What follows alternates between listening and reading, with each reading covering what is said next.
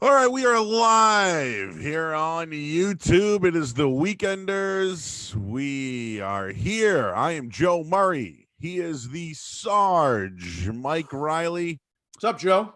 And this is a Marshall Hook Productions.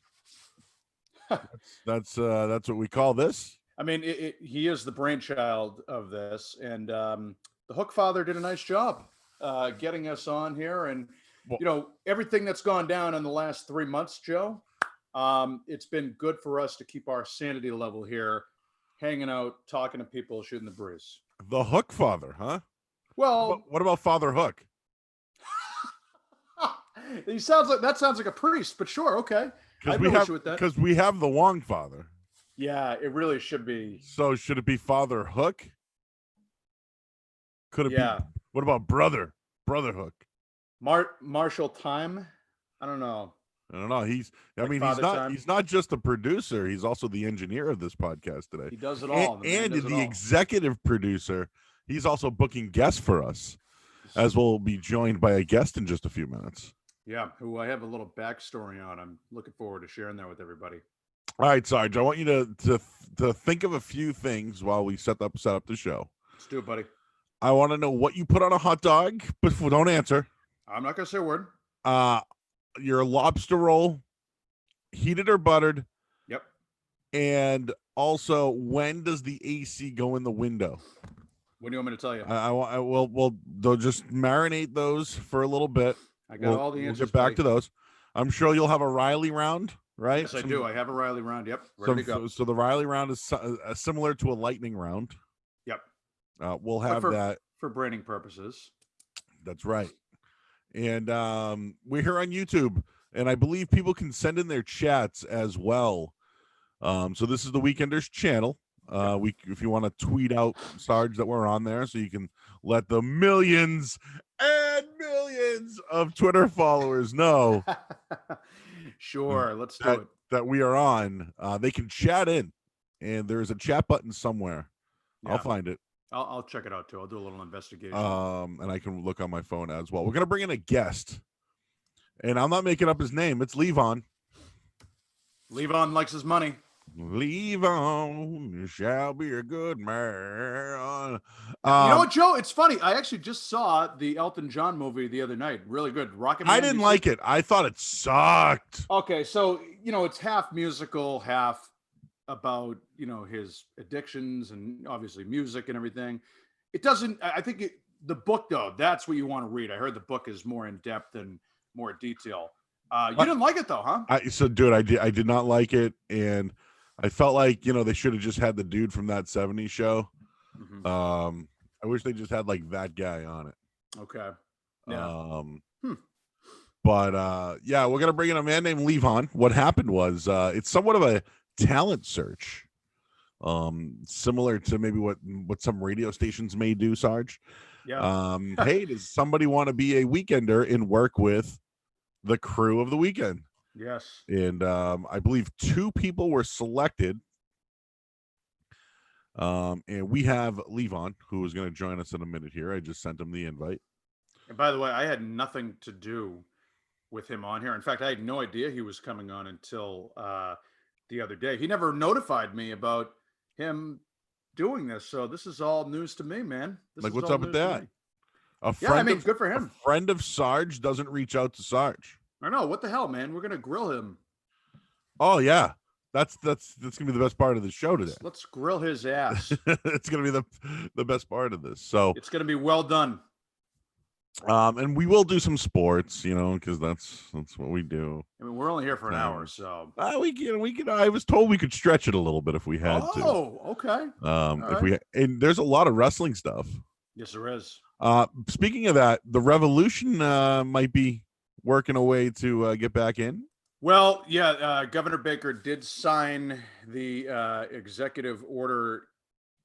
Yeah, he did sign the executive order yesterday, Joe, and for all the pro sports teams to get back to work practicing. So we'll see. We'll see when and if that's going to happen for them to play in front of a crowd or not, or a competitive play in the next few months, if it's going to be here in Foxborough or if it's going to be at a neutral site. We know that the NBA has had alleged discussions of playing in Disney World. It could be something like that. We don't know. But this is a step in the right direction, though, for the return of the revolution in Major League Soccer and all pro sports in general, Joe. Really is. But unfortunately for the country right now, it's just so uncertain to have, arenas and stadiums filled with to capacity in all locations throughout the country, where it's probably looking more and more like that you're going to have one neutral site for a league to play out the remainder of their season or go right into the playoffs is what all indications are, especially in the NBA and the NHL. Okay. All right. Well, let's bring in our guest. His name. Well, I don't have his last name, but when you have a cool name like Levon, what's the point, right? That's right, buddy. What's the point of I'm sure he'll tell us, and I'm sure our executive producer will probably have to bring him in. There it is. There he is. His name is Levon. Levon. Up. Oh, unmute yourself, buddy. You got to unmute it, dude. It's either unmute or do computer. Unmute. How's there that? He is. There you Now are. can you hear me? All right, let's make you guys big. So, Beautiful. Good to see you, Sarge, my man. What's up, Levon? How you doing, man? Nothing much, man. You are the guy that pulled me into this. I told Marshall Hook I'm an FOS, a friend of Sarge. Bingo, bango. I get an email from Joe. Well, that's the thing. Yeah, Joe and I were just talking about this here, and I'm like, Levon. Yeah, Joe actually texted me the other day. He goes, "Do you know a guy Levon?" And I'm like, Levon. I'm like, "Oh yeah, Babson." And we went on the whole thing here, and I'm like, he didn't tell me he was doing this whole thing, so it was kind of a surprise there. So we said we're going to grill him a little bit for not notifying us about coming on here today. Let's have a little fun. Surprise, surprise. Joe, I don't want to leave you out of this. We won't really get into it, but I think we have a couple of friends, mutual acquaintances. Oh, really? Do the names Stephen Lynch and Mark Anderson ring a bell? Oh, yeah. So former gurus of mine. Yes, Oh. that's right. That's yes. right. So I got a connection to both of you. This is a good thing. That's great. Well, yes, I spent many years at a company that's an IPO'd company, and I worked with both of them. One's a big Bruins fan. I know that for sure, and the other was my manager. So, Oh, really? Mark was your manager. Yeah. Oh, that guy's all business, man. He really is. Funny dude. But all right, so Levon, you can give out all your Twitter stuff and all your info in a little bit. You might be judged a little bit, but don't take it personal. It's like a ball busting experience. You know what I mean? Here. Judged by whom exactly? You got Well, you're lucky Zoe's not here. Let's put it that way. Well, I was told that you might have a Zoe impersonation. We'll save that for a minute. But whenever you need it. But I started off though with I told Sarge to marinate a few ideas. So first, I'm gonna throw 3 questions at you. Okay. Non-sports related. Okay. What do you put on your hot dog? What do I put on my hot dog? Is there a right or wrong answer? Nope. I like to go mustard and relish. So he's old school. He's old school. Oh, yeah. No Yeah. ketchup. See, I'm afraid Okay, of what the hell is relish? What is it? Relish It's sucks. mashed up pickles. You just take them and you just smack the heck out of them, and you got relish. Gross. Out. I'm with you too. Now, here's the thing though, and I've had world wars with people on this one, and I don't care. I put ketchup on my hot dog. I have no issue with that. Same I'll here. have, thank you, Joe. But I will put mustard on with it as well. Ketchup and mustard on the hot dog. Sarge, I am not anti-ketchup per se. Yep. If there's nothing else in this ketchup, I will gladly put ketchup on that hot dog. Yep. Otherwise, I prefer mustard. No, that's fair. I got to tell you guys though, real quick. Yeah, good. Maybe the greatest hot dog. Now, I've never been to the city of Chicago. It's on my list to go. But the Chicago style hot dog, wow. It is Really? on a poppy seed bun, okay? So it's pretty thick as it is.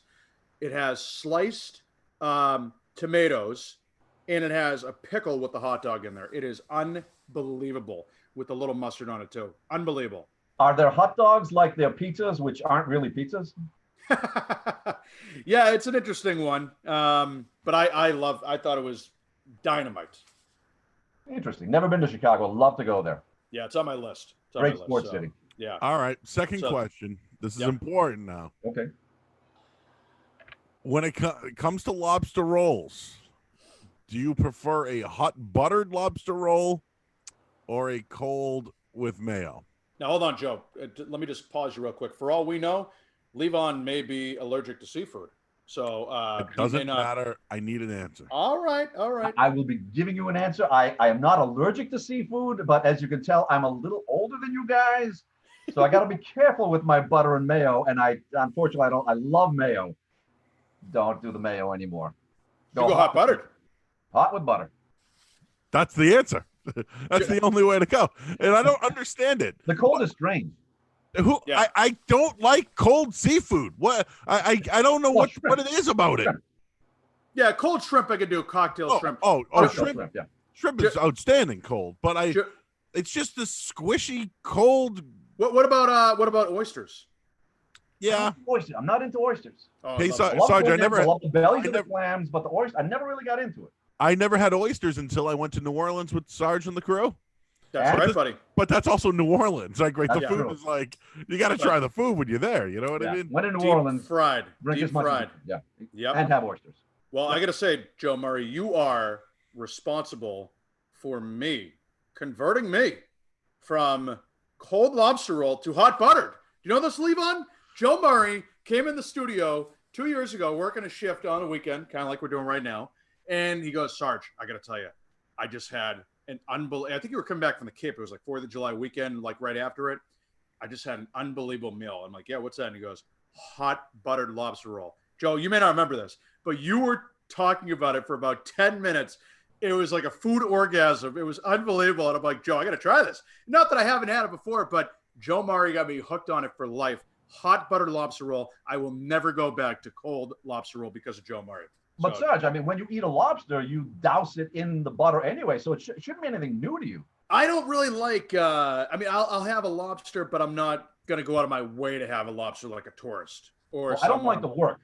Yeah, exactly. I want to enjoy myself. Hey, listen. Once you get that lobster in the butter, there's nothing better. I'm a half Italian, so when I eat my food, it's like this. This is how it looks, guys. Head down.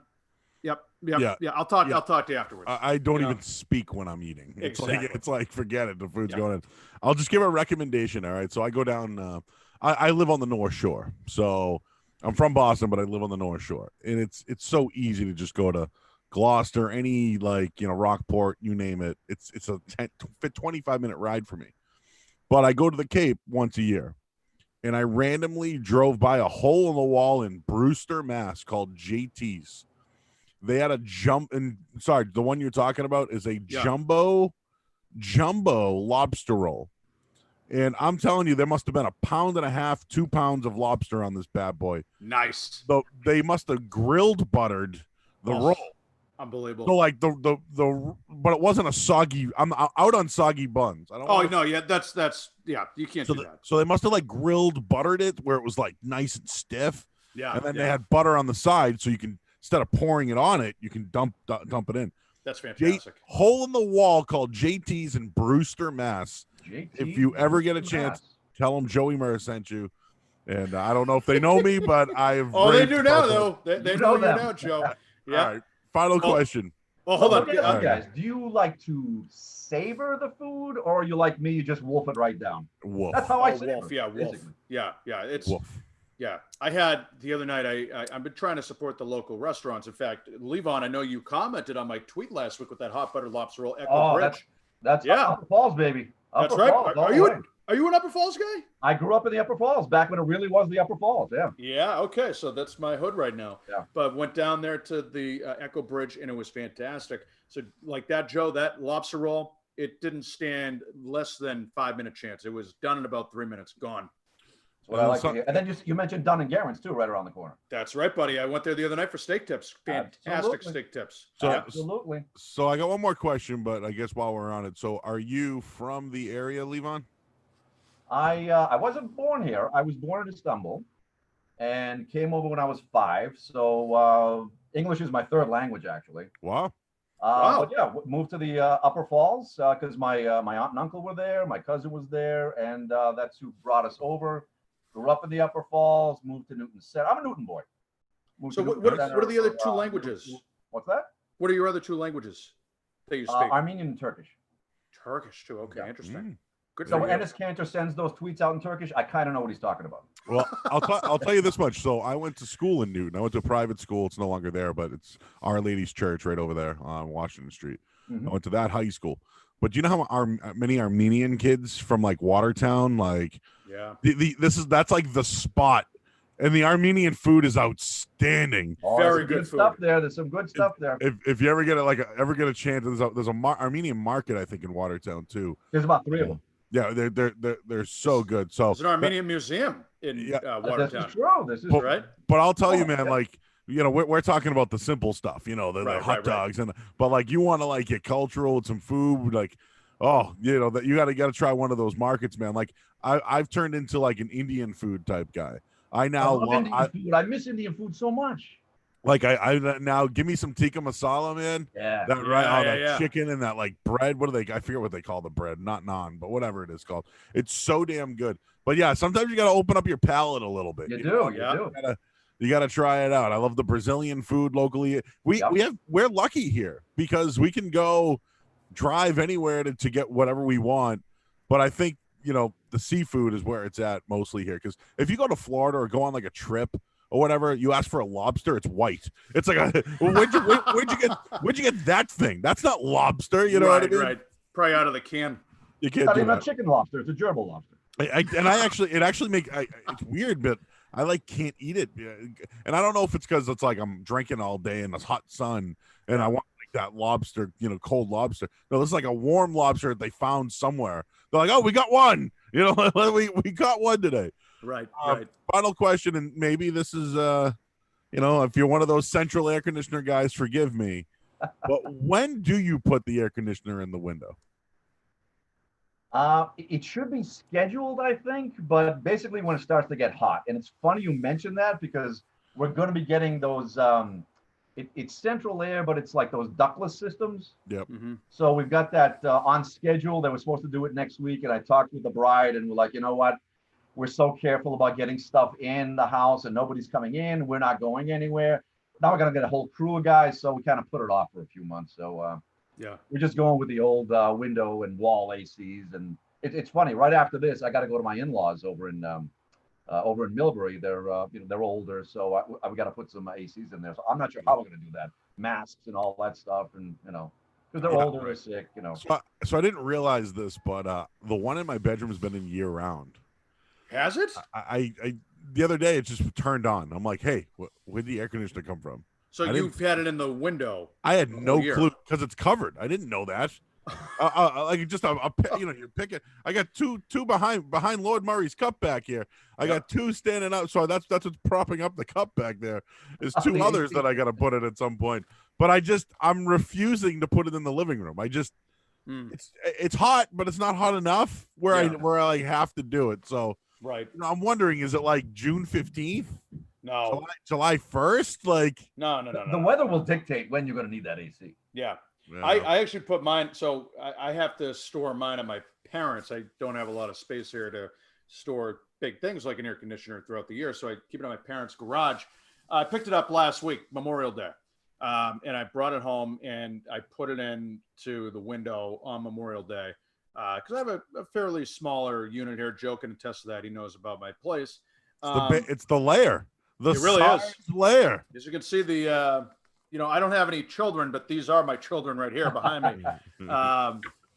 But yes, that's I put it in. I always try to do Memorial Day weekend, and the latest I will take it out. I don't care, even if we have an Indian summer day past it, I will take it out no later than Columbus Day. That's it. Yeah, I you got to turn the page there after that. After October, the mid-October, it's like it's time. No more air conditioner. It's such a whole big to-do, though. Putting it in and getting all the foam and all that stuff. But it's almost like it's an accomplishment when you do it. It's almost the same equivalent for me when you're able to put your golf clubs in your trunk. It's like, oh yes, and it's one of the saddest days of the year when you take the golf clubs out of the trunk to put them in the garage for the winter season. It's like, oh no, here we go. So it's I feel like that. I feel like that with my bathing suits.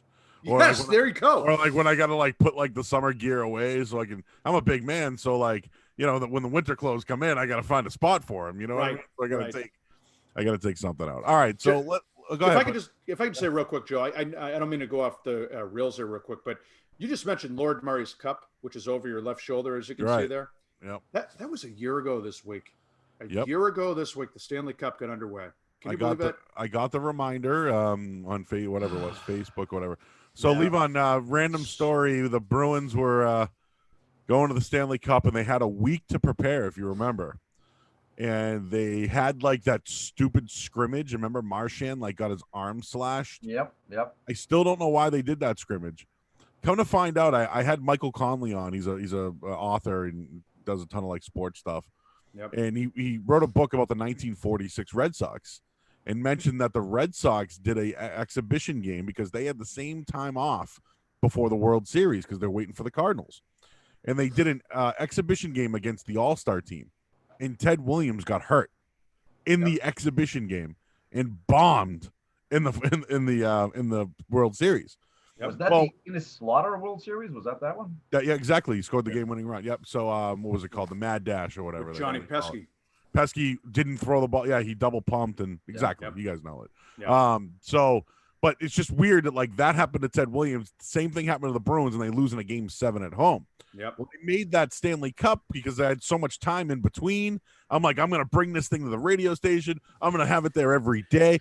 Like, dude, everyone signed it. Toucher and Ridge did a thing where they had like these fans come in to win tickets. There must have been 70 of them, and they're all holding the cup. Like it was like I didn't realize that thing was going to get over as much as it did. No, that was huge. That was huge. And listen, with hockey supposedly starting back up, right? I mean, I might bring the thing back to the station. Right? I mean, I'm going to sanitize it. Don't worry about it. You know, we'll keep its distance from everybody. But shit, I'm going to bring that thing back and like, let's try to ho-hum, get on a duck boat again. Yeah, and you know what's funny because we actually there was the real Stanley Cup, Levon, that came to the station. And Lord Murray's Cup is there too. And I think people were more interested to get a picture of Lord Murray's Cup than the actual Stanley Cup that day. It was crazy. The storied Lord Murray's Cup. That's right. Yeah. So, make sure when you bring it in, though, take like a different route or something. So the outcome will be different. That's right. Well, I had to take it out of the trash, not a trash barrel. A trash barrel. There you go. It wasn't in the dumpster, but when I did the over, so I was on after the Bruins lost Game 7. Yeah. And the guys that were on before, Christian Arcan, he threw it in the trash, and I came in. It was just in a trash barrel. I took a picture of it. It was so sad. Yeah. But yeah, I was up all night, and I was just like, I can't believe they lost the Game 7 at home. So while we're on this, looks like hockey's going to come back. I like the format. Some people think the Bruins are getting hosed a little bit because of the seeding and a round robin. Like, whatever. You're in, and like, who knows if you get a top seed, a 3 seed, whatever. Like, you still have to play a competitive team. Like, only in hockey can like the lowest seed come and beat you. We've seen it. I don't know how many times. It happens year after year. Yeah, but I don't know. I feel like rest for this team is the best option. They're older. Last year I think the fact that they played a more physical team and they were tired hurt them, and that's what hurt them in a Game 7, right? I mean, so I don't know. Maybe this time off helps them, but at the same time, it's probably going to help other teams like, I don't know, Toronto, Tampa Bay. And I do like the fact that they added more teams because they're going to get that Canadian market. And people can say, oh, the Canadians shouldn't be in there. But like, you need that market in order to get the ratings up. So I applaud them for doing it, but I don't think the Bruins got hosed. You were the best team during the regular season. Now prove you can be the best team after it. There you go. The only thing is the Canadians cannot win this. They absolutely cannot win this. I'll go crazy if they win it. They won't. They have to that franchise like you wouldn't believe. I go all the way back, even past Too Many Men on the Ice. And if they break their stupid little, I love that little curse, an entire generation of Canadians fans have now grown up never knowing the cup, and I love it. I love every second of it. The fact that they're in, whatever, kick them out. Somebody's got to get them out. Well, and Joe, you talk about the fact that Montreal's in there for a big market. Also, Chicago, that's another great market. New York, the Rangers, they'd also make it in. So the Canadians will be matched up with the Penguins in the qualifying round if this does end up happening. Pittsburgh being the number 5, Bruins are the number 1 seed there. But just you talk about the rest and so forth.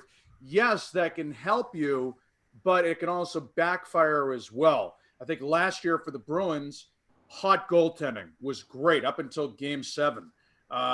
Not saying that Game 7 was Tuukka Rask's fault, but it just the dominoes went down. Boom, that was it. But we know he would have had the Vezina. He would have had the Vezina if they beat the Blues in Game 7. So it can benefit you being hot. Look what Tim Thomas did in 2011. I know everyone goes back to that. Look what Binnington did last year. Binnington, yes. Yeah. But you get a hot goalie like that. That's my only concern right now with the rest. They were playing so well before the break here, and now coming back into it, it may take time to, get the wheels turning again. We'll see, but that's my only concern because goaltending is so crucial in the playoffs, and you have to have that momentum on your side being hot.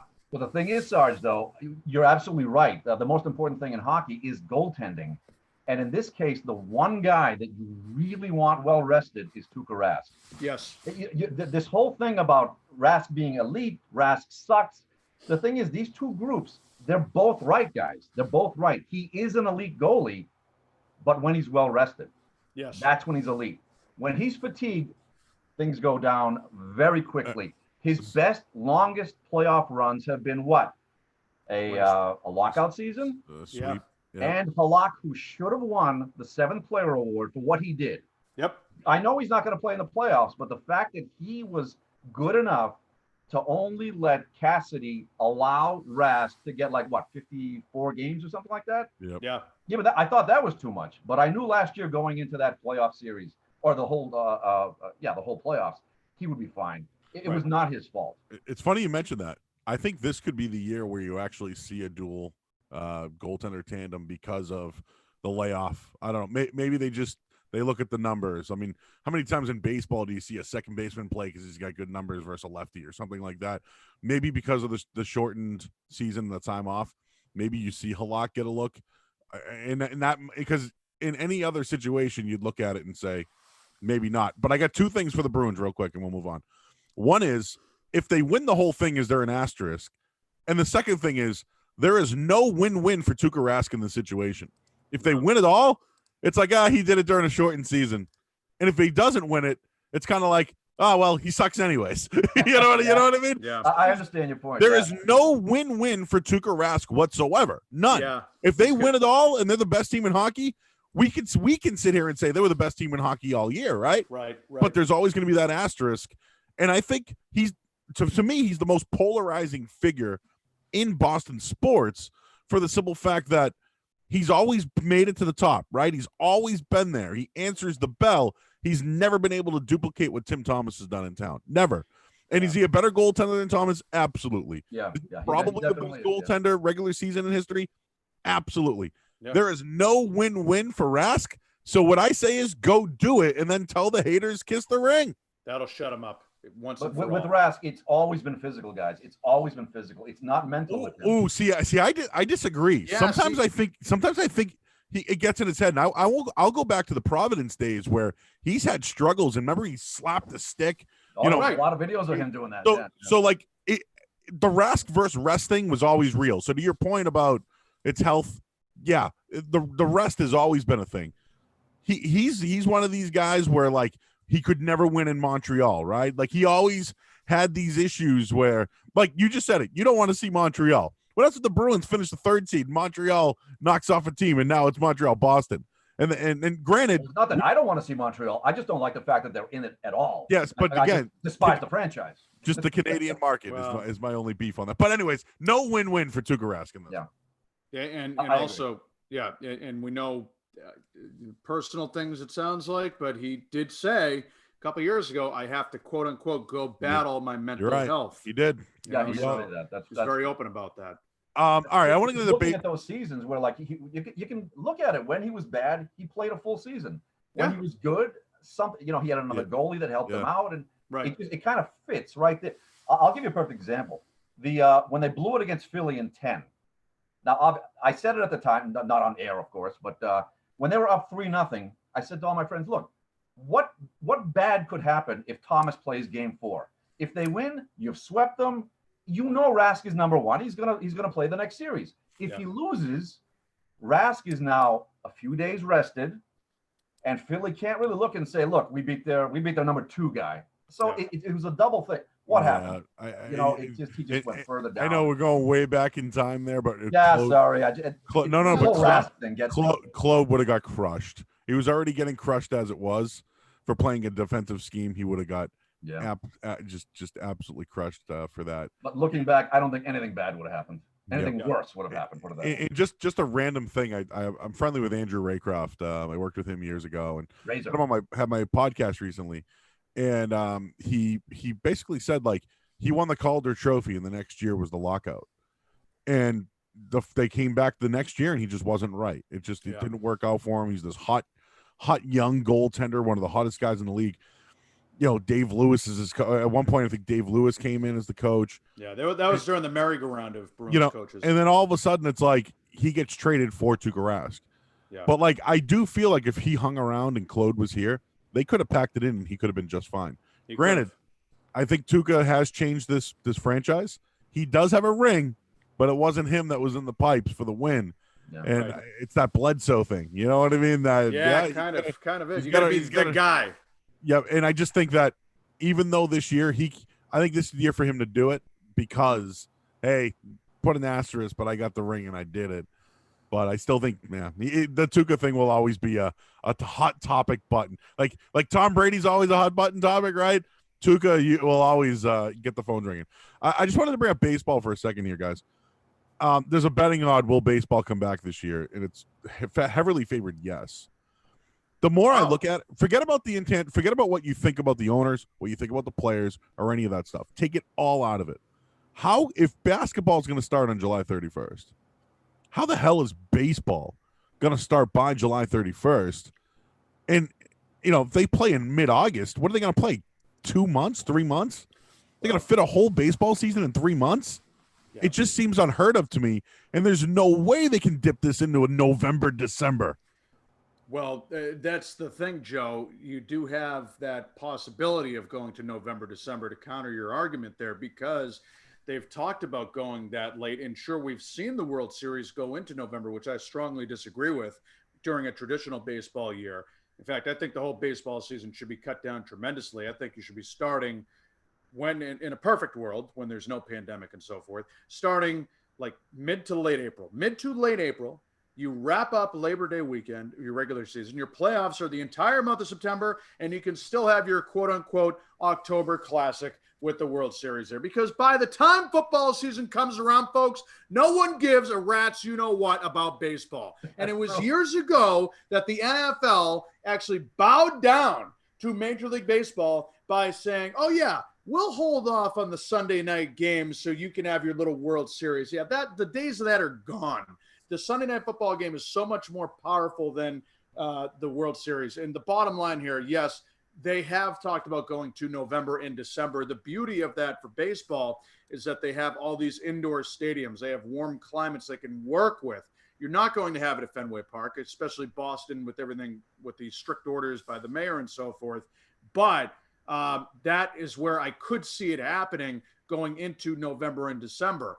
But the likelihood of it, from what we're seeing with a potential agreement, it doesn't look good right now. And sure, if you are going to extensively trim the fat here, which they're going to have to do, you got to cut it down. Levon, I'd probably say not even 100 games, might even be a little less at that point, because they're not going to be ready to go July 4th. June 1st is this week, kids. You're not going to be ready to go Monday. July 4th. They haven't even voted yet. They're still waiting to see the owner's books. Yeah, you are not gonna have a July 4th start date like everyone was hoping for. If the NBA is ready to go July 31 and the NHL potentially ready to go right at that time, baseball is toast. Funny thing though, it's isn't it all kind of a moot point? Eventually, someone's going to get tested positive, either a player or a coach or something. And then what are they going to do? Are they going to shut this whole thing down again? No, the UFC's the blueprint right now. Someone tests positive, you test everybody again, and you send those guys home. It's worked out. To your point, though, like, is there a way to really stop this thing? No, we don't know. Yeah. UFC has had – tonight will be their fourth event in 3 weeks. only one person's tested positive and 2 people in his crew.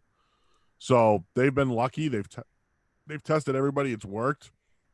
But I think the same thing with the NBA. So they're going to expand the rosters is what they're going to do.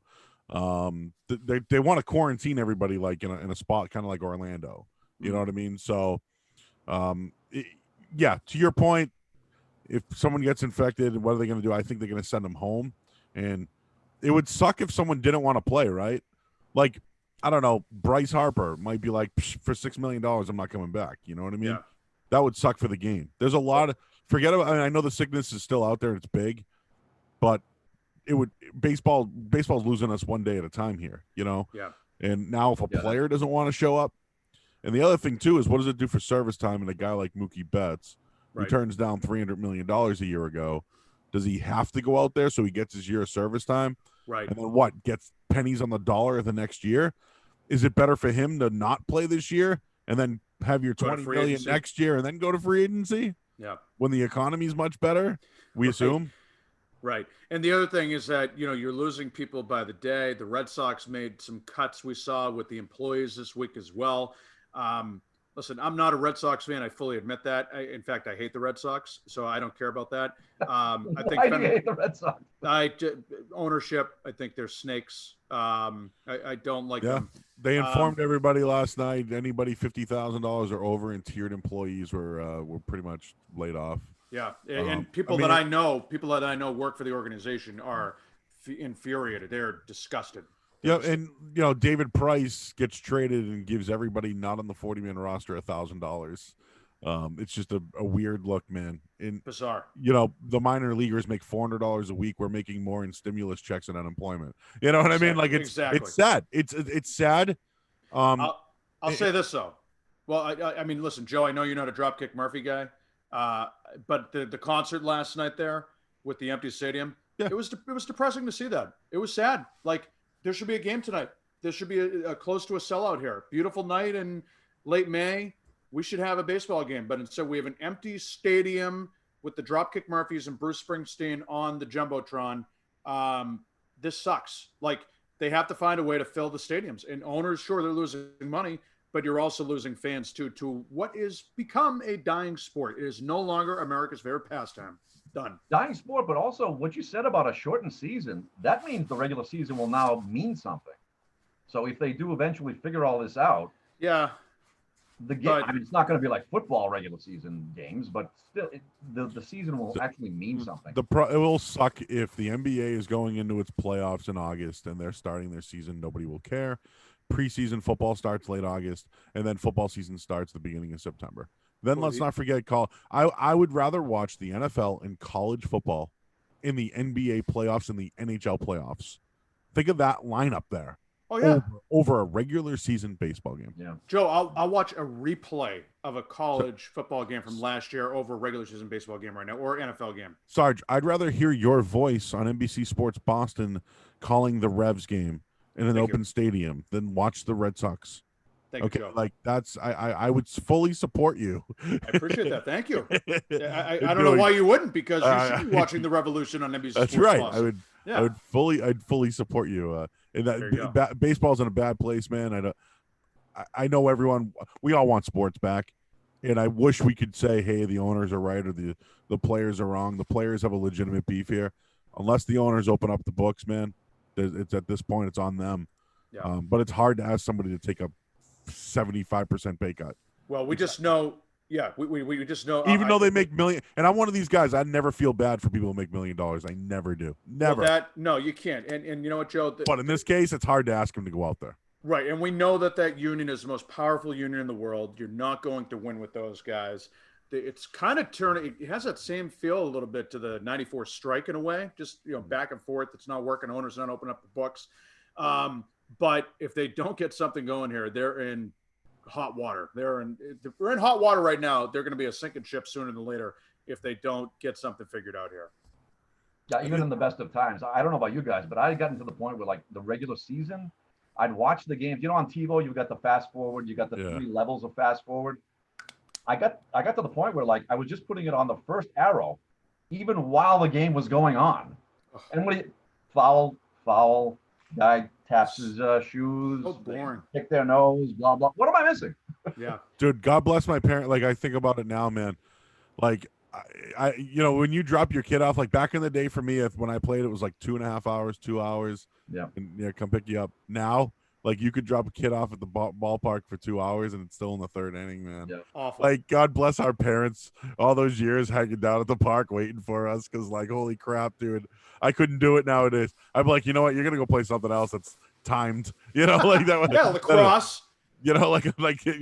Soccer. I never played soccer, but you know what I mean. Like, Yeah. and I loved baseball, man. Baseball, like the Sandlot, like growing up in time, like we all grew up in that era. You know what I mean? Yeah. And just, I think it's It's slowly. too bad because it's a great story. Cooperstown, Doubleday Field, the tradition there. If you've ever been in the Hall of Fame, I don't know if you guys ever have or not, but just walking around and see all the tradition and everything. Like, this is great.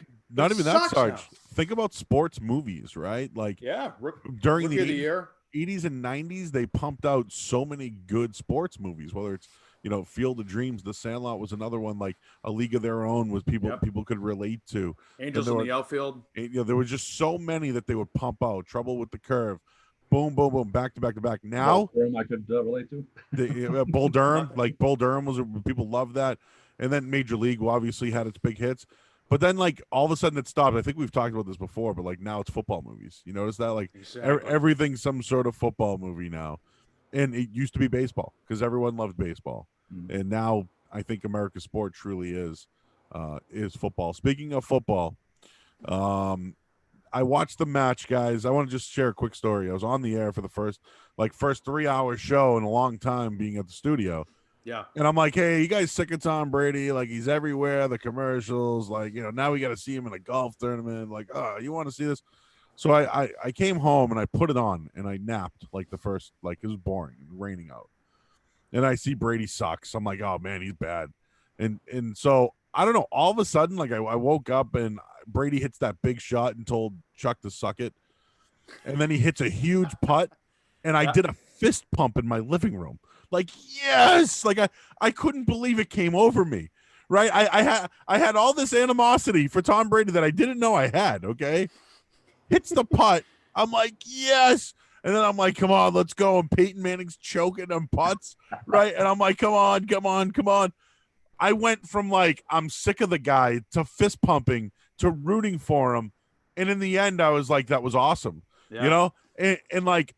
I mean, we're all going to have this animosity, but I think I'm always going to feel that way about Tom Brady. I think I'm always going to feel like, oh, here he is with TB12 again. He's going to go off on some game, and I'm going to be like, yeah. And then I'm going to be rooting for him to win a playoff game or a Super Bowl. I think I did that with Joe Montana towards, I'm a little younger, but when he was with the Chiefs, when they went to the AFC Championship game, I'm like, I want Joe Montana to go. That's how I felt. Yep. But like, what side do you guys stand on? Like, are you you have animosity for the guy and, you want the Patriots to succeed or him to succeed as well? And not forget, Michael Hawley writes the story yesterday. Was it Belichick or was it Brady? And his simple answer was it was both. I can't have that answer anymore. I don't want to hear that it's both. Was it one or was it the other? And I hope we get that over the next couple of years. Go ahead, Levon. Well, the funny thing is, it's like, you can separate the football stuff from all the TB12 and the Yoko Bunchin and all that kind of stuff. And he's ours. I mean, Tom Brady is our guy. I don't know how old you guys are, whether you actually remember his first year. I was a senior in high school. There you go. Okay, so that's prime time for you guys. Yep. And, with Bledsoe on his last legs and stuff like that. And the whole Belichick-Brady thing, I got to tell you, for many, many years, Brady realized the most important number for him, motivationally speaking, was number 199. It had nothing to do with any kind of like money or anything like that. I think he understood that Kraft and Belichick really went out on the limb and took a chance on it. Just gave him that chance is what he was looking for. Guys, if there was no Belichick, you know what?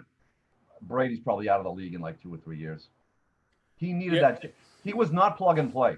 His first year, he never made it on the field. But by the second year, he just went straight up. Everybody was talking about him at that point. This kid's pretty good. There was some mentions of him, but if he goes anywhere else, they're going to try and put him in there that first year, and that'll be that. So just to go back to Michael Hawley's thing there, Joe, his question is, who's the guy, Belichick or Brady? Is that what it was? Yeah. Or whose fault is it? Is that No, what... who was the reason for the success? Who made the dynasty? It's without question Bill Belichick. I mean, listen, Tom Brady, sure, I'm not hiding anything behind that, but to what Levon said too, he's the guy who brought him in. And there's probably a pretty good chance that he would not be where he is today. He may be out of the league in general if it weren't for Bill Belichick. And Joe, back. Oh, I'm sorry. Go ahead. No, go ahead. Go ahead. Joe, I was like, football guys back then would be yelling at me. You don't know football. Bledsoe, he's a great quarterback. This kid over here, I mean, I'm really happy that he's doing well, but he's got no arm. He's got a noodle arm. He can't get the ball down the field. How are you going to get the ball down the field? Plus, there's no Terry Glenn, so they're not going to go anywhere with this kid. You wouldn't believe football guys. That's why I really respect Scott Zolak, who admits, I mean, it's all on tape anyway. He admits he was not in the beginning a Brady guy. None of them were. No, none of them were Brady. You had to believe. And listen, I love Tom Brady. I'll take a bullet for him any day of the week. Trust me. But this is Belichick. This is Belichick. When you think about it, Tom Brady, look at the year he was injured. Bill Belichick won 11-5. 11-5. Just missed the playoffs. The year after, Brady comes back to go 10-6. Okay, that's a huge feather in Belichick's cap right there to do that without Brady. And then they go back and win back to back. But go ahead. Yep. Yeah, but hold on, Joe. Hold on. I'm not taking anything away from Tom Brady. Let's just get that clear here. But the Super Bowls that he did win, defensive minded, you could win without Tom Brady there. I think you could do something. You could win that Rams game. I think the first half was Belichick. I think the second half was Brady. Brady had the killer instinct. They don't win that Falcons game without Tom Brady. No, you don't. You don't. Yeah, You don't win that game. And in not fact, for nothing. You don't come back against Philadelphia either. Not for nothing. The Philadelphia game might be the greatest game Brady ever played, despite that strip sack. I know. That might be the greatest game he ever played in his life. It was that so, Philadelphia game. It was so like Jordan-esque, like Jordan going off for 60 and then Brady just throwing for 500. I'm just saying Belichick, though, the only reason I say is because he's the guy that they chose. And when I say they, it's the Crafts. They could have kept Brady, but they didn't. And Mike, I think it's Belichick, too. And I agree with you. I think it's Belichick. That's the point. I just think that these coaches need a great quarterback, right? Like, people want to rave about Don Shula, rest in peace. But, dude, you had Dan Marino. Yeah. You know what I mean? Like, you went to one Super Bowl with Dan Marino. You know what I mean? Like, he's probably a top 5 to top 10 coach of all time, right? Don Shula. And Belichick's already in that conversation, right? Belichick's already like, what, top 3? Number 1? I mean, it could be number 1. He's the best of all time. Could be. The key phrase that Joe used there is you only went to one Super Bowl. At that time, the NFC was king. I mean, whatever AFC team went, they were going to get. I mean, Buffalo goes 4 times and look at their franchise. There once. You're right. That's the key right there. The AFC didn't have great teams. Maybe Broncos, but they didn't have great. And Buffalo was good. Don't get Well, later on, yeah. I'm thinking more like in his early in his through the mid '80s and late '80s and whatnot. Washington and the Giants. Those were the big. The NFC Championship was the de facto Super Bowl back then. Yep. Oh yeah. Many years. Yeah. The San Francisco 49ers and Cowboys every year back and forth. What team is Deion Sanders going to play for in the 90s? Like, that was a big deal, where it was going to go. But I don't know. I mean, to me, like, I'm rooting for Brady because I think Brady has that motivational factor to be like, hey, I was pretty good too. And he was. Don't get me wrong. Tom Brady was a 6th-round pick that was coached up, right? Asante Samuel was a 4th-round corner that was coached up. Like, don't get me. There were some talents. Ty Law was a great talent. You know what I mean? Like, there were some great talents that Richard Seymour. You know what I mean? Like, Teddy Bruschi was a coached-up player. Like, these were guys that had the ability but needed the coaching. And you look at a lot of the guys now. Like, the reason why they don't succeed at times is because they don't have the horses. They don't, like Dante Hightower's a horse. Yeah. Van Noy, they found out of nowhere, who didn't succeed one place and brought him back. And now he's got a big deal. Deron Harmon was a backup safety in college. You know what I mean? Like, they just Julian Edelman was a quarter. That's what I mean. It's just next man up. Yep. They know how to coach guys up, but I'm not taking away from anyone's talent. It's just that they wanted to spend money in a certain spot. And then they wanted a horse in one spot and a bunch of ponies in the other spot and coach them up. And it could happen now, right? Jared Stidham might be a horse. He might be a horse. Yeah. I mean, listen, at Baylor, he was this kid who came in, could throw bombs, went to Auburn, like had a hell of a team, beat Alabama. Mhm. Like, there's potential here with this kid. Yep. My thing is, there is a horse out there, and that's Cam Newton. Yep. That's a horse. And if he's available, and if you don't think he's the guy like Stidham right now, and you want to take a 1-year chance on a guy, it's Cam Newton. I don't know if they do it. I think this is the year to find out what you have in Stidham, because next year you have so much salary cap space where if you bomb this year, or excuse me, I don't want to say bomb. If you suck this year, next year you have all that. You can go get the guy you want. You want to trade for Deshaun Watson? You want to draft the guy? Do it. But at least find out with what you have now. I hope Hoyer is not the answer. Joe, how much of a concern is that offensive line with so many different things happening? You've got Scarnecchia retiring again. Devlin is out. What a great player that little guy was. I love these that's a big blow. All these guys, and you don't have a great blocking tight end. Like, everybody talks about Gronkowski. What a great offensive tool he was. Part of that being a tool was his blocking abilities. Hell of a blocker. Cam Newton comes in, he could be like being chased all over the place. Yeah, but see, I feel like the offensive line woes were because of Brady. Brady was a time. Well, and I just think Stidham got the ball out quick because he's scared. I mean, I'm not gonna lie to you. The kid is just not prepared yet. Brady, when he got it out quick, it was all a timely thing. I think the line will be. I think the line will be better.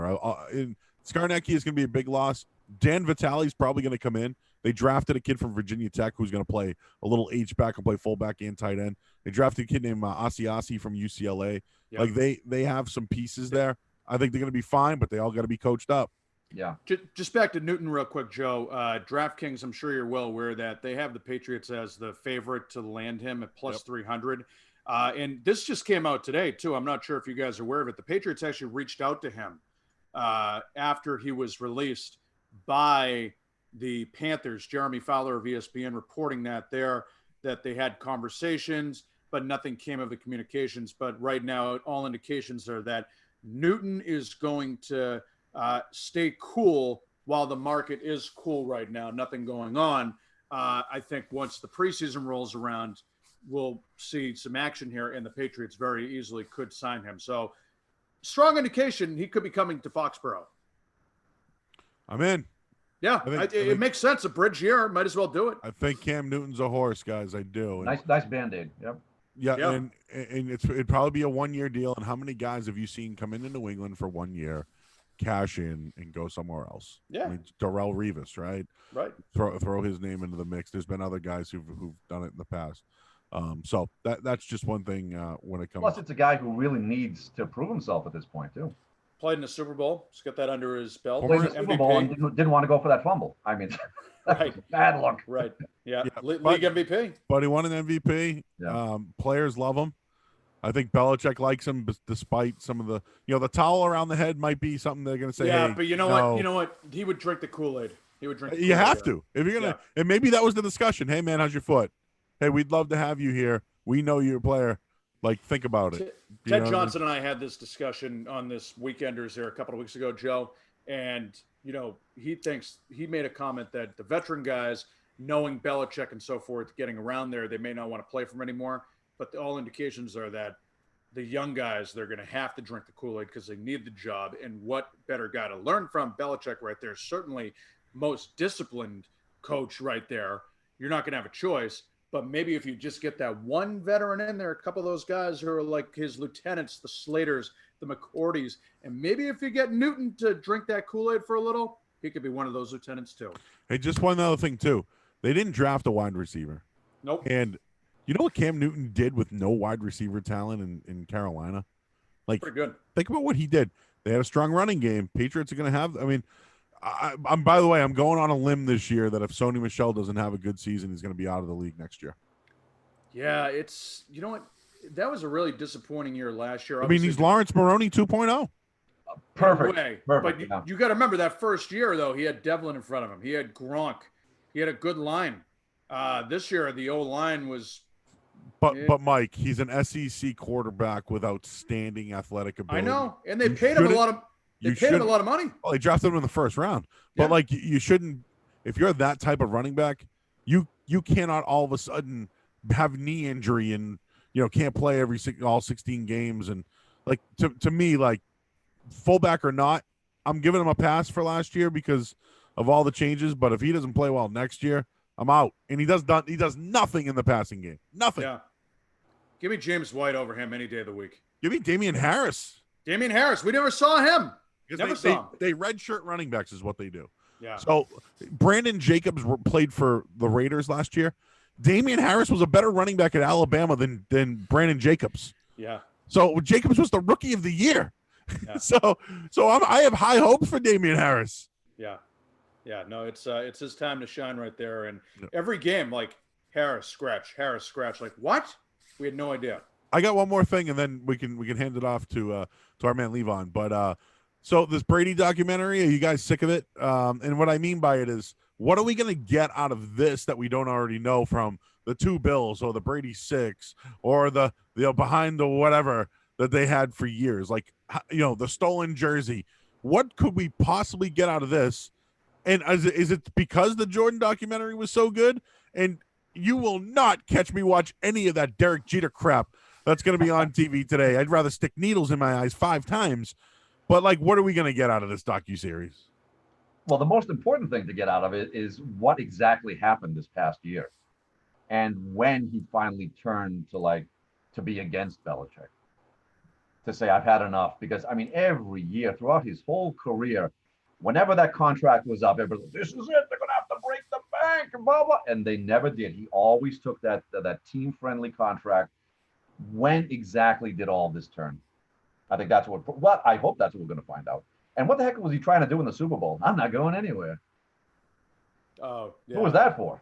Yeah. So I'm not sick of the documentary yet. We saw Tom versus Time, and that was like a prelude to his farewell. And just, it was weird because that was during the postseason where they beat the Jaguars in the AFC Championship, then lost to the Philadelphia Eagles. And that's when, after that time, McDaniels left Indianapolis to come back here, and they had that come to Jesus talk, like, hey, we're going to work together. And they did it. They beat the Rams. They put the egos aside, and they did it. But you're right, Levon. I don't know. I would like to find out when that breaking point happened. When exactly. If I'm a guessing man, and from what I've been told through, some people that have some intel there, I was told that things really went south after the second Super Bowl loss to the Giants.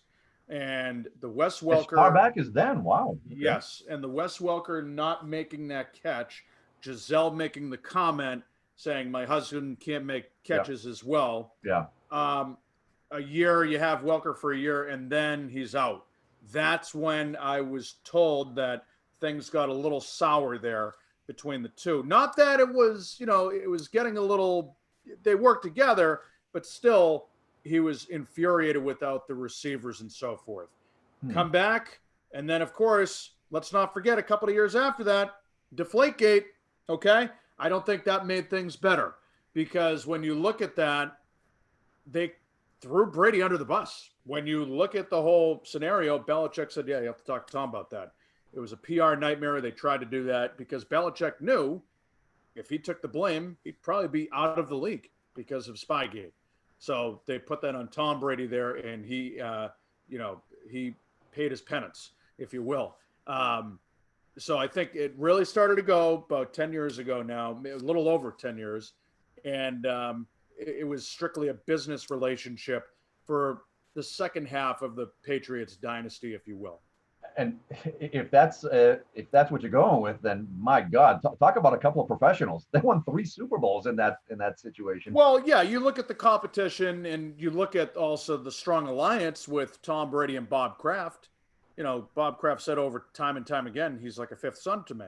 Yeah. So of course he's going to do everything he can. But understanding the business aspect of it here, this time around, he knew that it was time, and it was what was best for Tom to do that, right? I think we're all in agreement that it made sense for Brady to walk, right?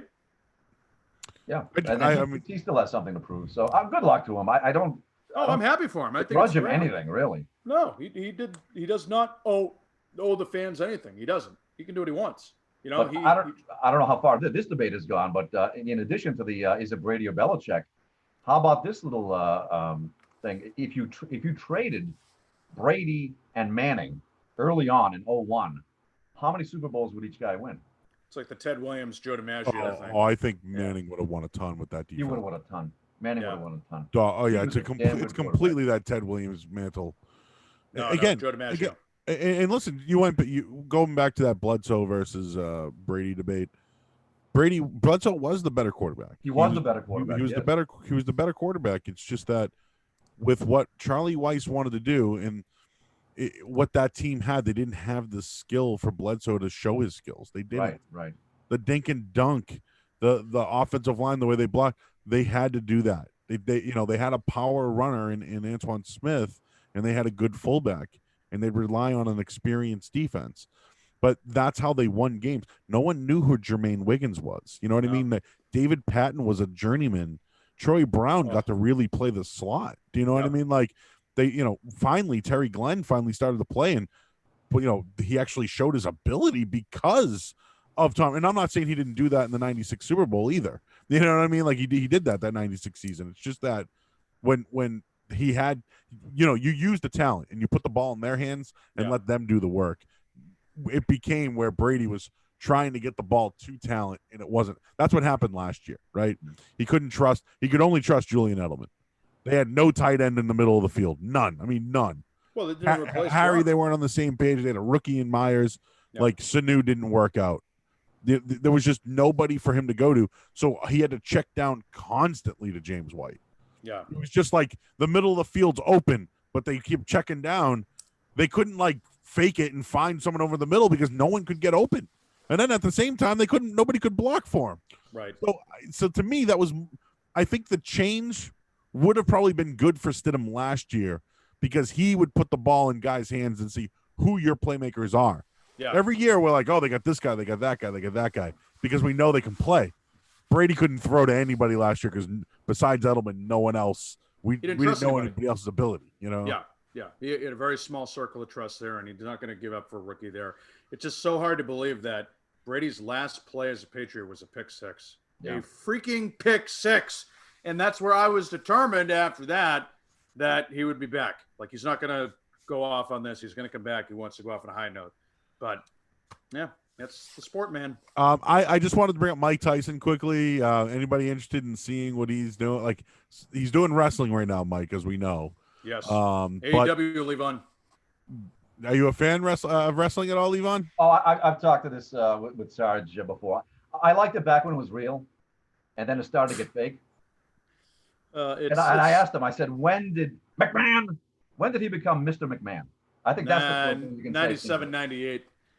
Attitude Era, Stone Cold Steve Austin. Yeah, I love the big three. When I say big three, I'm talking Classy Freddie Blassie, the Grand Wizard, and of course Captain Lou Albano. Oh, sure, yeah. Oh, yeah. Yep. Okay. Everything after that, I'm not sure. Yeah. Well, Mike Tyson, it looks like he's ready to get back in the ring there, Joe, one way or another.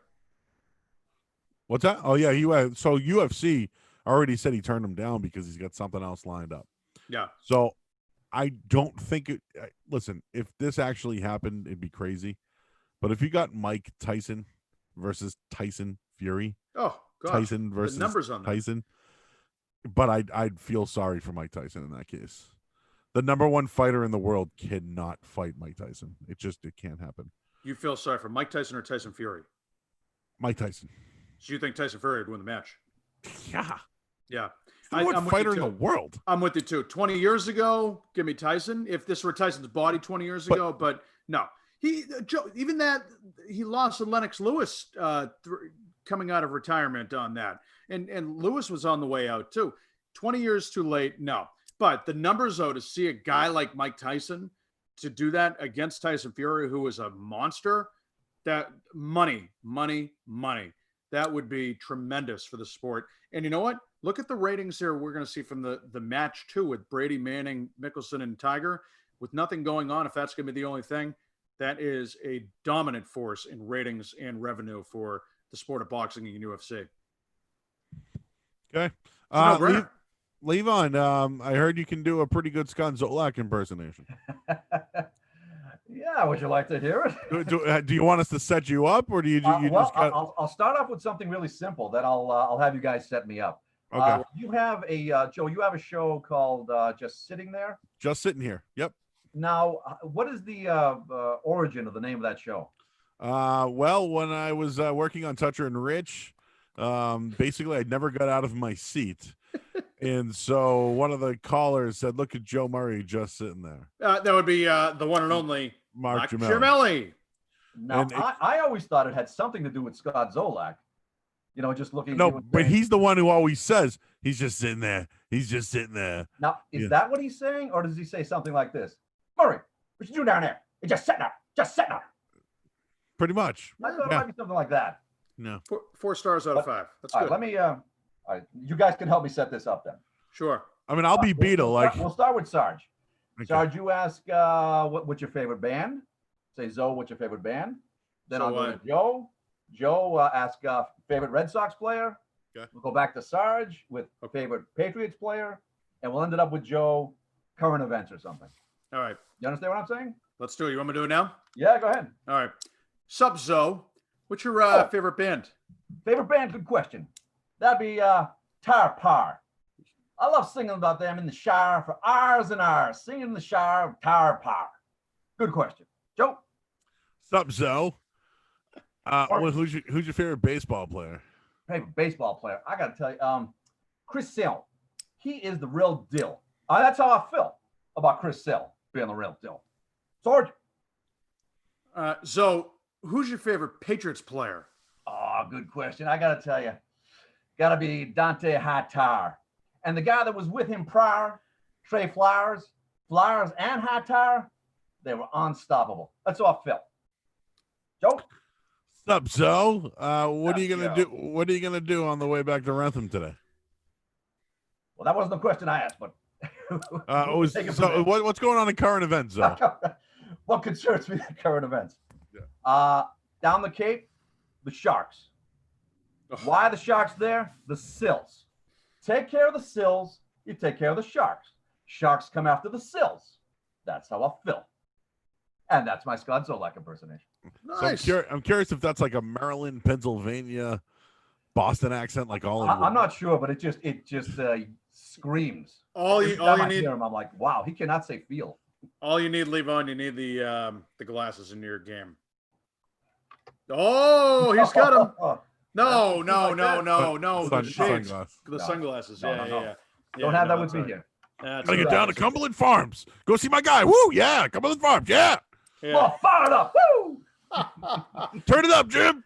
I love Zoe. Great guy. Good man, He is, Zoe. he is. Sup, 16? And Uh, an awesome backup to Drew Bledsoe. Very good. Yep. Won a game before they drafted Drew Bledsoe. You know, I remember him. He came to my school. A So Patriots player came to school for the day, and it was Scott Zolak. Wow. I told him that it was like 1993 or 4. I forget what year it was. A few You know- years later, when I was working for a high-tech company, they gave us a vendor came in and they gave us a big thing like, we'll give you 20 tickets if whoever gets the top 20 sales and whatever. And I won that, and we went to a Patriots game, and we're outside tailgating, and then the word came down, Bledsoe's hurt. The other guy's playing. Wow. And nobody wanted to go in. And I'm Yeah. like, guys, let's just go. We're already here. Let's go in. And that was the San Francisco game where he came back and won that game. That's right. So Levon, you're so Sarge, you know a little bit about Levon. I know you were setting me up earlier, but you guys Yep. are both PA guys. Is that true? Yeah, so back in a previous lifetime of mine, I was the public address announcer for the Babson College men's ice hockey team. Go Babbo. Go Babbo, yes. And I found my way back there now. I'm doing the basketball, men's and women's. Yeah. But yeah, I what did I have? Oh, I went to, I ended up taking, I think, the Bentley job, Bentley University now for hockey. And Is that why they never called me? Who, Bentley? The Bentley, yeah. What, did Well, you? I've done quite a few like basketball and hockey games, but I was at the Jar for Bentley. I've never been to the new place. Yeah, same here. I was at the Jar, and then, and I was doing UMass Lowell, but I couldn't do Babson anymore. So they were looking for a PA guy, and the rink guy over at Babson called the Connecticut School of Broadcasting. looking for someone over there. Joe Murray, also a proud graduate of Connecticut School of Broadcasting. They're just closed guys, by the way. Yep. And I was a professor there. So I got a call saying, hey, we got someone's doing the hockey. We got someone taking your spot. They want to ask you a few questions. I was like, yeah, hit me up anytime. So I got a very, very nice call from Levon. Hey, Mike, this is Levon. Very professional. I was very impressed. And, going over protocol, starting lineups and pronunciations. It was great. We talked for a while. And I remember Levon actually called me a couple times after that, like, hey, I got to ask you real quick, because you were getting like a little antsy going into the first game. I was like, that's awesome. I think he's dedicated. He's ready to go. He's got the passion. And you know what? We need people like that. If you're going to have that energy and that particular professionalism for public address announcing, then that's a damn good hire by Babson. So I'm happy for you, Levon. You deserve it, man. I love that. I love them too. And it's funny you mentioned UMass Lowell. I did one of the Riverhawks. Yep. I did one of their games filling in for the legendary Peter Monday, which you also know. Oh, yeah. I don't know if you have done games with them. Yeah. As far as the Riverhawks. I did one game for them. It was the weirdest thing. I was the nice SID, Sports Information Director. He was giving me through the whole thing, filling out all the forms and whatnot. And then he told me at the very end, he's like, oh, by the way, when we get to our starting lineup, we dim the lights. I'm like, oh, no problem. I got my phone. It's got a flashlight on. No problem. So you know what happens. Oh, yeah. Once I said, and introducing the starting lineup for your UMass Riverhawks, they didn't just dim the lights. It went black. And I could not even see the nose in front of my face. And I'm searching around for my phone. I'm like, oh, my God, what have I got myself Oh, boy. Yeah. But unbeknownst to me, since it was my first time there, I read through the script so many times, I actually memorized the whole starting lineup. I missed like 2 hometowns, and that was it. That's perfect, though. Who cares about the hometowns as long as you get the names? So that was an interesting one for UMass. Yeah, that's a good one. Man. I like that. Yeah. So Levon, have you ever considered like doing a podcast or anything like that? Well, with CSB, I did one for a few years called Wicked Piss of Sports, and life just got in the middle of it, and I kind of stopped it. Yeah. Yeah. All right. Well, myself and Sarge might be working on something where, I know that you do a lot. You got the weekenders. You got. I got nothing going on. And you also got the. I got I got a gambling show on Saturdays. I got a podcast that I'm doing during the week because I'm bored as hell. There's nothing going on. I can't do it. What am I going to do? I'm not working. The whole world's unemployed right now, pretty much. Yeah. So I got nothing going on. So I don't know. Might as well take this time to stay productive and sharp, right? At this point. Absolutely. So I don't know. We're working on it. We might have some plans. Oh, I'd love it. Down the line for those who want to learn how to do a podcast. Yeah, that'd be great. Tuned. So stay tuned for something like that. Interesting niche the both of you guys have, though. With the, Sarge has a very highly rated weekly wrestling show. Doing it tomorrow night, me and Jay Stu. We got to think of some content here. It's been a light week in wrestling. And no, I'm not kissing ass, but wrestling right now is one of the hot button topics. Yeah. As far as podcasts go in the country, theirs is very well. Does weekly. Thank you, so Joe. The fact that it's weekly is the fact that's what, and it's current. Yep. A lot of these other podcasts are like, let's watch WrestleMania 3 and like talk. I want to talk about now. Yeah. I mean, I want to know what's going on now because, like you, Levon, you said you watched it back in the day, but for guys like me and Sarge, this is a reality TV show. This is week in, week out. What's going to happen here? We're guessing. We're reading like dirt sheets, and like women had soap operas. We have women have Real Housewives of whatever. We have wrestling 3 days a week. You know what I mean? 2 days a week. It was a reality TV show even back then, but for some reason, when they themselves took it so seriously. But ratings. The ratings. Television. If you like Dr. D. David Schultz, if you had gone up to him and said, did you see that documentary on him? Yeah, there was a documentary. They were all like that, like Ken Patera. They didn't consider themselves entertainers. It was the weirdest thing. Check this out. You watch. If you have cable, go to Viceland or on YouTube, which we're on. Type in Dark Side of the Ring. Dark Side of the Ring, yeah. Type in Dr. D. David Schultz, and they did a whole documentary on him. Outstanding. It was really good. And he never broke kayfabe, meaning he never broke his character. Yeah. always stayed in character, They always did. and eventually that's what got him in trouble. Yeah. Well, and that was a big thing too. The old story. I know we're going a little overtime here, but I'll wrap it up. Oh, Real I'm quick. sorry, guy. I didn't No, even... no, no, no, no. No, It's- no, it's- we got the okay. Okay, yeah, I just want to say real quick. There was the famous, probably the most famous kayfabe story of all time, and it pretty much derailed the career a little bit of Hacksaw Jim Duggan by not having a deep title run, was because he was a baby face, and he is very good friends with the Iron Sheik, who is a heel. Back then, Vince McMahon did not want the baby faces and the heels to be seen with each other when you're not in the arena or behind the scenes. Those two were driving on the New Jersey Thruway. They get pulled over for having a beer and also some marijuana. I think people were more disappointed in the fact that you had a good guy and a bad guy driving together. And that's why Hacksaw Jim Duggan never got that title run there. He was kind of like a mid-card guy. Yeah. I don't know. I would have looked at it like the Sheik was trying to make Hacksaw turn heel by trying to feed him some booze and some weed. Well, you know what I mean? That's the way I would have taken it. There was a good podcast Bruce Pritchard put out a couple of weeks ago, and Vince was very disappointed with him. Well, it happened recently with Hogan and Sheik. Sheik's getting aging right now, and Hogan didn't want. He was like, "I love you, Sheiky, I love you," and Hogan was like, "Yo, let's not break kayfabe, man.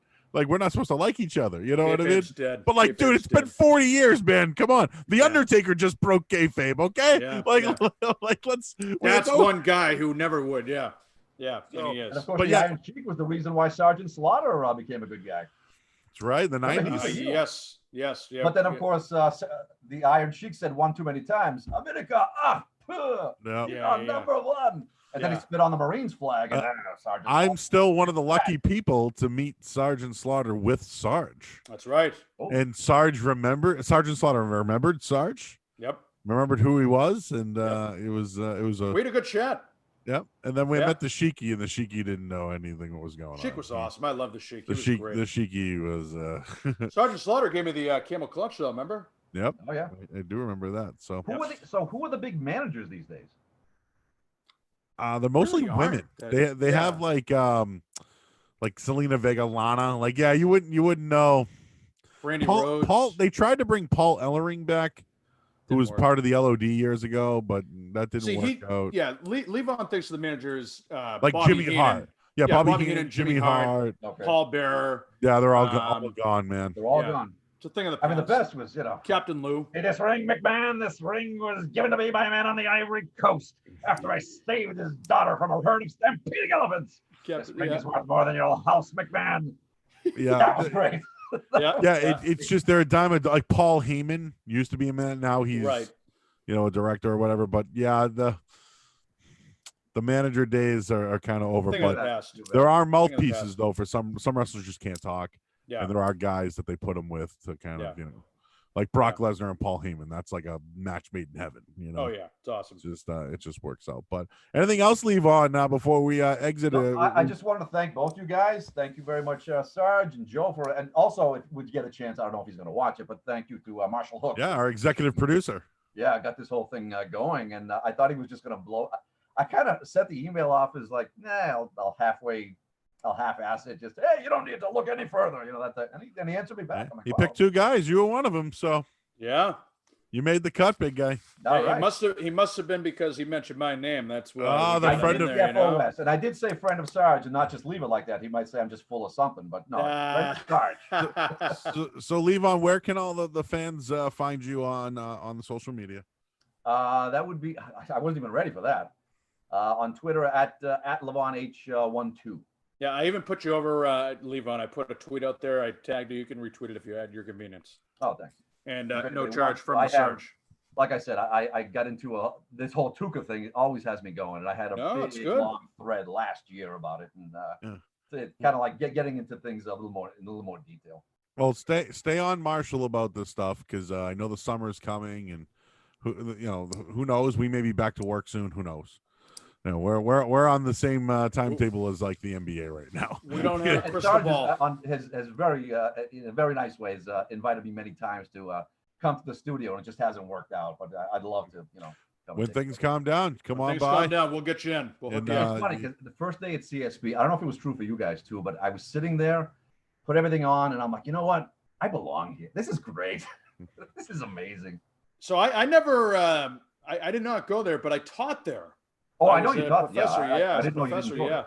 Yeah, no. So, but it's funny you said that because seeing it from the perspective how you just described that from the students, exactly. That's how I saw a lot of them like that. They loved it. Yeah, I was a 26-year-old kid going back to school.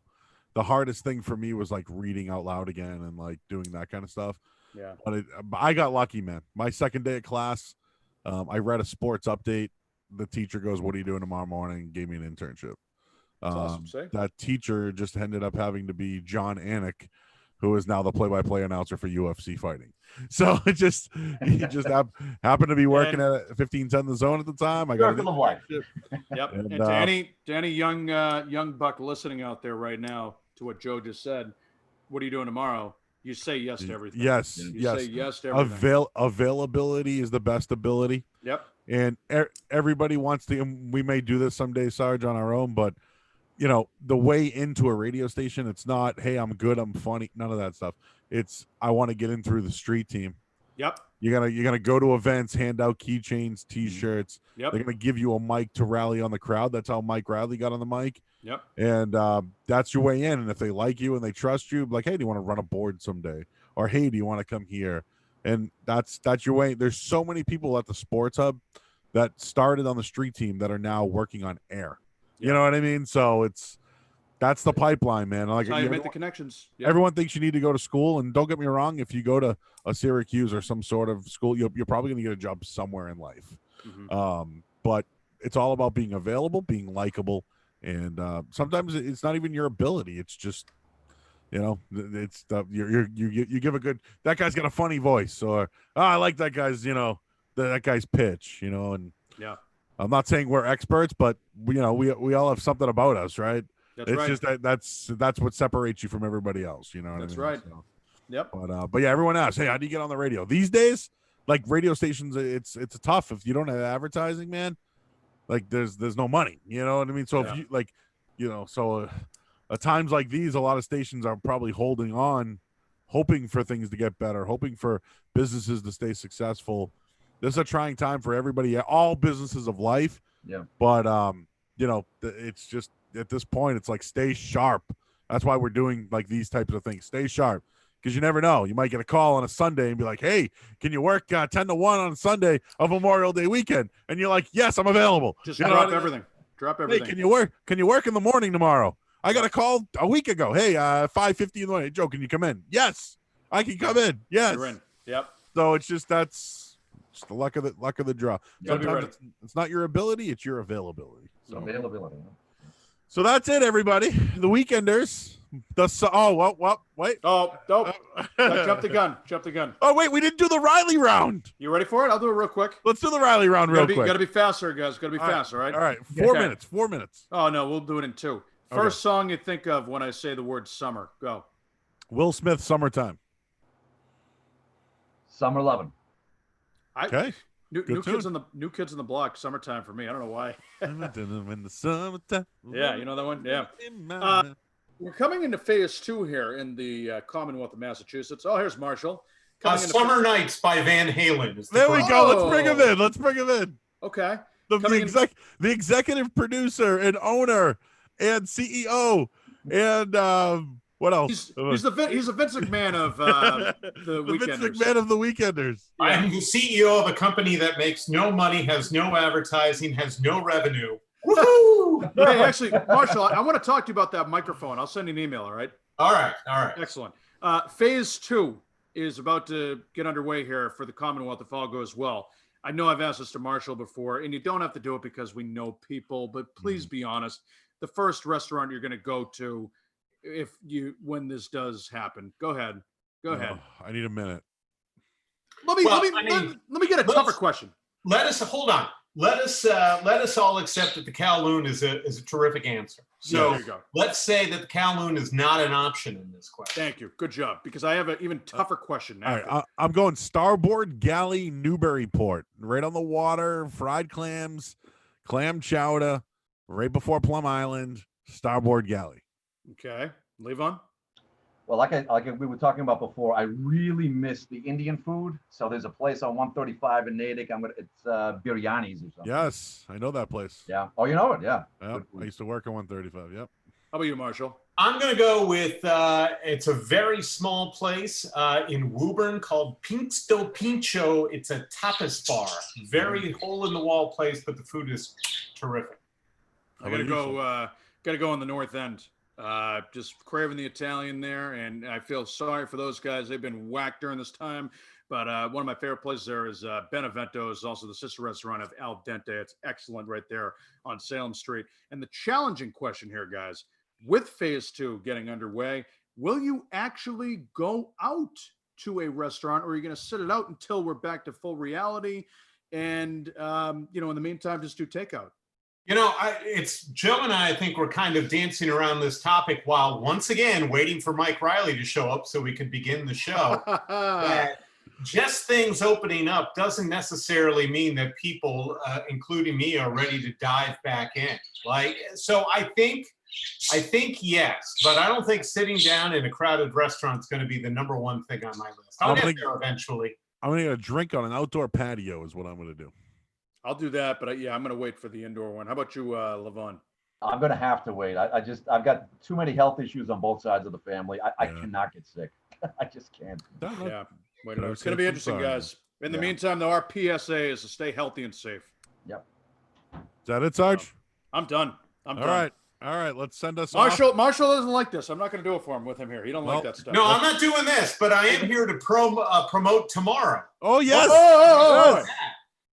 It'll be me, Ted Johnson, and the other, I'll call it winner. Levon was one of the winners of getting to co-host. Patrick Mahoney will be joining us tomorrow. Patrick Mahoney, and this is coincidence, is a 7th grade teacher at my kid's school, middle school, and he's in 7th grade. But my kid didn't know him. I'd never heard of him. I don't know that this guy knew that my kid was there, so it's purely coincidental. So we're going from Levon to a 7th grade teacher at Masconomet Middle School. Patrick Mahoney will be joining us tomorrow. What time? 1 o'clock? 1 o'clock tomorrow. Me, Ted Johnson, and one guy named Patrick Mahoney. Nice. I mean, he could put him on the air. Mahoney. I mean, like just another Irish name, right? From Boston, just throw it right in there, Patrick Mahoney. All right, let's send us off. Sorry. All right, go ahead. Yeah, I know Hook ain't going to do it. Yeah, that's okay. Good night, everybody. Boom. There you go. Thank you for watching The Weekenders. Thank you, Levon. Nice meeting you. Marshall, thank you for the Father Hook Productions here of The Weekenders. Tomorrow, 1 o'clock, Hook, Johnson, Mahoney. We're out.